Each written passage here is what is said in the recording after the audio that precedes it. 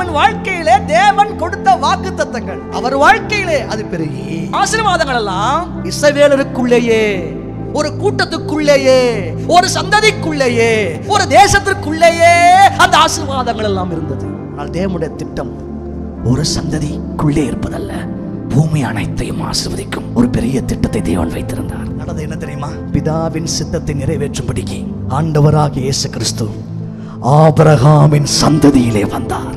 ஆபிரகாமின் சந்ததியோடு நிறுத்தவில்லை, முழு உலகத்தின் பாவத்தை அத்தனையும், சாபங்கள் அத்தனையும் சுமந்து கொண்டு சிலுவையிலே நமக்காக மறைத்து நம்முடைய வாழ்க்கையின் மேலே இருந்த வாக்குத்தத்தங்களை சுதந்திரிக்க முடியாதபடிக்கு இருந்த, ஆசீர்வதிக்கப்பட முடியாதபடிக்கு இருந்த, சாபங்களாக இருந்த அவைகள் அத்தனையும் இயேசு கிறிஸ்து முழுமையாக அழித்து ஒருவர் மேலையும் அந்த வாக்குத்தத்தங்களை எல்லாம் ஆம் என்றும் ஆமென் என்றும் இன்றைக்கும் இறங்க பண்ணுகிறவராக அவர் இருக்கிறார்.